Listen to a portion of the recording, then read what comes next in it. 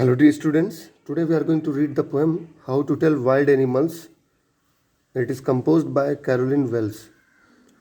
She is an American writer. She is famous for books based on mystery. And she became very popular in America as a writer, as a poet, for her Jingle Books and the Story of Betty in 1899. So dear students, ये जो poem है बहुत ही humorous poem, हास्य poem है एक। और title इसका क्या है? How to tell wild animals. How to tell wild animals means how to identify wild animals.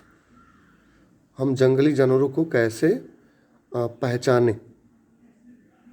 तो इसमें पोएट ने रीडर्स को सजेस्ट किया है कि how to identify wild animals in a very humorous way, in a very dangerous way, खतरनाक तरीके से पहचानने की बताई है।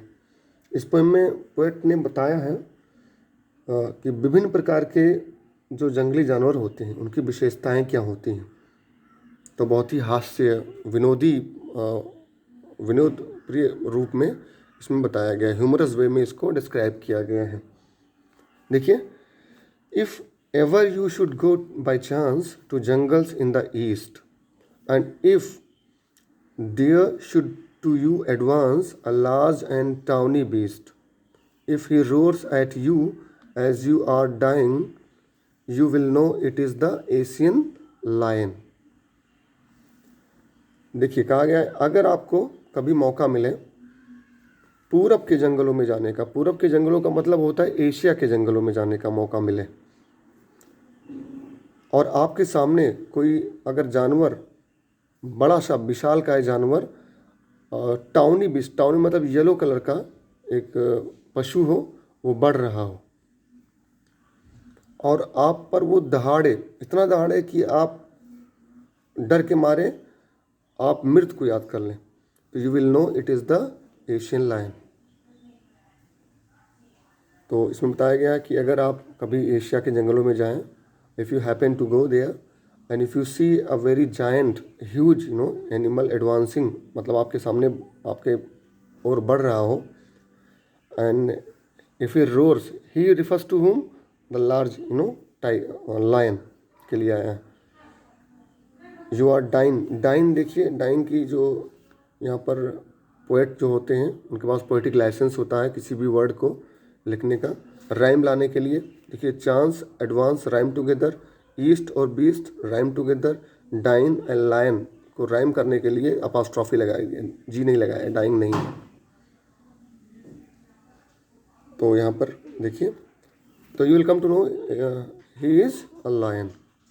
तो ये कैरेक्टरिस्टिक्स बताया है कि एक विशालकाय जानवर होगा, पीले उसका कलर होगा, टाउनी बीस्ट होगा, येलोइश कलर का, और वो दहाड़ रहा होगा, वो आप अटैक करे, आप पर दहाड़े तो समझ लीजिए कि लायन है।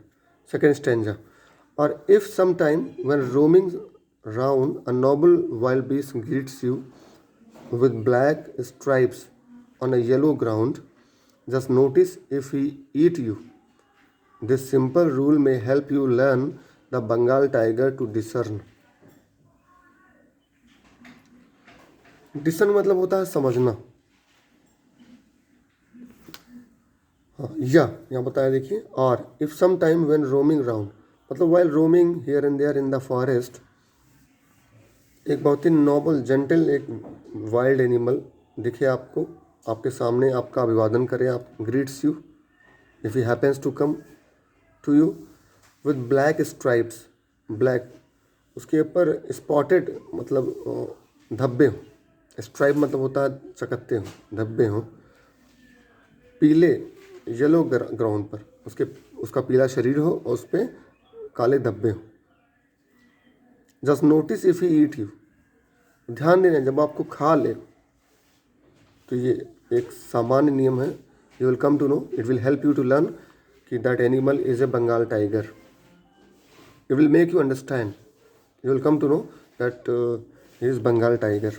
तो बंगाल टाइगर के बारे में बताया गया है, जब आपको खा लेता है तो आप जान पाते हैं कि वो बंगाल टाइगर नामक एक जानवर था।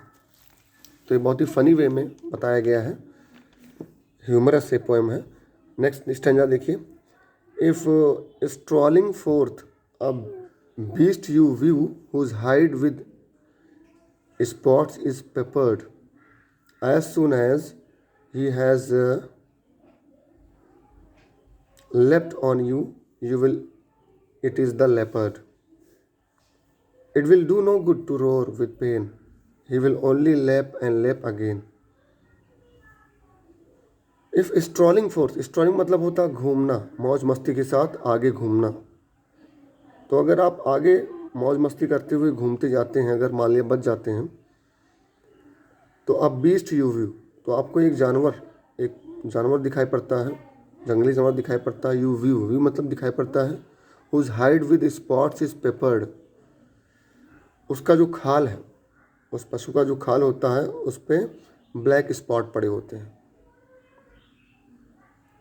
As soon as he has left on you, leapt की स्पेलिंग होती है LEAPT। तो लेफ्ट यहाँ पर राइम करने के लिए पोएटिक लाइसेंस यहाँ पर भी है पोएट के पास। He has left on you, you will it is the leopard. It will do no good to roar with pain, he will only lap and lap again. तो घूमते घूमते आपको एक ऐसा जानवर दिखाई पड़े जिसके शरीर पर, उसके खाल पर पेपर मतलब होता काली मिर्च, लेकिन यहाँ पर काले काले दाग उसके ऊपर हो, और जैसे ही वो आप पर छलांग लगाए, leapt on you, you will come to know it is the leopard. Leopard means होता है तेंदुआ, ये भी स्पेसीज़ है पैंथरा टाइगर्स की। It will do no good to roar with pain, मतलब ये बिल्कुल भी रोर नहीं करता है। It does not take pain to take roar, it attacks directly. He will only lap and lap again. तो ही रिफर्स टू लेपर्ड, तेंदुआ के बारे में है। वो अगेन एंड अगेन मतलब बार बार आपके ऊपर वो छलांग लगाएगा। Next stanza, if when you are walking round your yard you meet a creature there who hugs you very very hard, be sure it is a bear. If you have any doubts, I guess he will give you just one more caress. If when you are walking round your yard, तो अगर आगे आप जाते हैं टहलते हुए अपने आंगन से, यार्ड आंगन, you meet a creature there, तो आपको वहाँ पशु एक दिखाई पड़ता है, मिलता है। Who hugs you very very hard, जो आपको बहुत ज़ोर से आपको चिपका लेता है, जकड़ लेता है। Be sure it is a bear, तो आपको श्योर होना चाहिए कि ये भालू है। If you have any doubts, अगर आपको कोई संदेह अगर होता है, जैसा कि मैं अनुमान लगाता हूँ, पोएट का क्या मानना है, he will give you just one more caress, तो he will hug you very very affectionately, बहुत स्नेह से आपको आलिंगन करेगा। फिर though to distinguish beast of prey a novice might nonplus, the crocodile you always may tell from the hyena thus, hyenas come with merry smiles, but if they weep they are crocodiles. If he weep, they are crocodiles. Though to distinguish beast of prey, a novice might none plus. Distinguish मतलब होता है differentiate करना, अंतर करना। तो जंगली जानवर, शिकार के जानवरों का अंतर करना बहुत मुश्किल होता है। अ novice might non plus, non plus मतलब होता है कन्फ्यूज्ड हो जाना, सरप्राइज्ड हो जाना।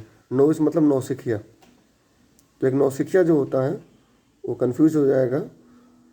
To distinguish between the beast of prey, among the beast of prey, the crocodile you always may tell from the hyena thus, you always may tell from the hyena thus, hyenas come with merry smiles, but if they weep they are crocodiles.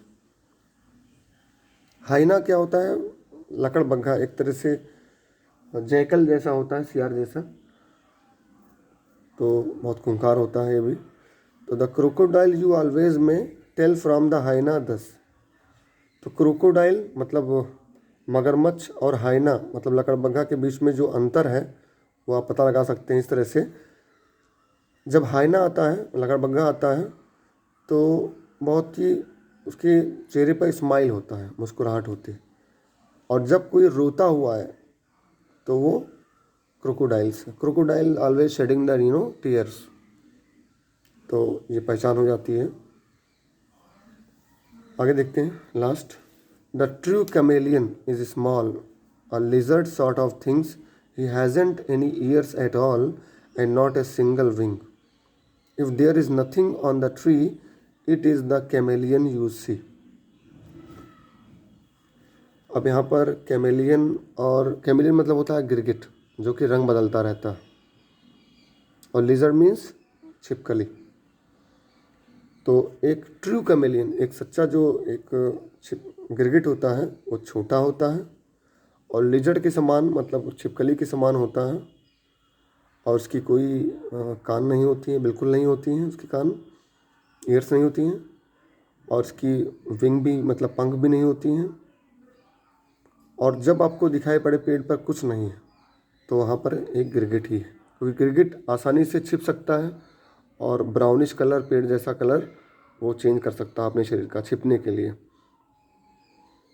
तो this poem is all about differentiating different animals, or how to identify wild animals in a dangerous way in the direct contact of the wild animal. Let's discuss about the theme. Theme इसमें क्या है? Dangerous way to identify wild animals.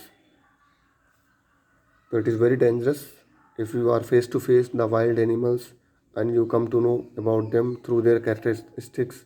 उनकी विशेषताओं के आधार पर आप पहचानें इसको। तो ये पोएम है, ह्यूमरस पोएम है। इसकी जो राइम स्कीम है पोएम की, सारे स्टैंजाज में जो राइम स्कीम है वो ए बी एंड सी सी है। जैसे कि लास्ट लाइन देखिए, कैटेगराइज करते हैं। स्मॉल और ऑल ये राइम कर रहा है आपस में, थिंग्स और विंग आपस में राइम कर रहे हैं, ट्री सी आपस में राइम कर रहे हैं। तो स्मॉल ये ए है, ऑल ये भी ए है, थिंग्स डिफरेंट है तो बी, विंग और थिंग्स मिल रहे हैं तो ए बी होगा, और ट्री और सी नहीं मिल रहे हैं किसी से तो सी इसको मान लेते हैं। तो the rhyme scheme of the poem is A B C C, जैसा कि हमने मेंशन किया है। एंजैम्बमेंट क्या होता है? एंजैम्बमेंट जब कोई लाइन बिना किसी फुल स्टॉप के, बिना किसी कॉमा के आगे बढ़ जाए, कंप्लीट करे मीनिंग को, तो लगभग इसमें बहुत सारे एंजैम्बमेंट आपको मिलेंगे। देखिए यहाँ पर लास्ट लाइन में देख लीजिए, स्मॉल के बाद कोई कॉमा नहीं है ना फुल स्टॉप है, ठीक है। तो यहाँ पर क्या देखिए, the true chameleon is small a lizard sort of things. तो जो मीनिंग हो रही है कंप्लीट वो नेक्स्ट लाइन में हो रही है, तो एंजैम्बमेंट होता है। एंजैम्बमेंट एक्चुअली होता क्या है? It is continuation of a sentence to the next line. Allusion इसमें आया है। अलूजन इल्यूजन नहीं है, इल्यूजन मतलब भ्रम होता है, अलूजन मतलब होता है reference, indirect reference to something, some special thing, place और स्पीसीज ऑफ एनिमल। इस पोएम में एशियन लायन और बंगाल टाइगर का एग्जाम्पल दिया गया है, तो ये अलूजन है, इल्यूजन नहीं अलूजन। ये भी एक लिटरेरी डिवाइस है। एलिट्रेशन अनुप्रास अलंकार होता है, ही हैजेंट। एसोनेंस जो होता है रिपीटेशन ऑफ वॉवेल साउंड, जहाँ कहीं है यूज़ ऑफ वॉवेल साउंड किया गया है, कहीं कई जगह पे ओ साउंड का है। कंसोनेंट जो होता है use of consonant sound at the end, तो सिंगल विंग आया है पोएम में, तो जी सिंगल विंग लास्ट में आया है। तो that's it for the video. Thank you, have a good day.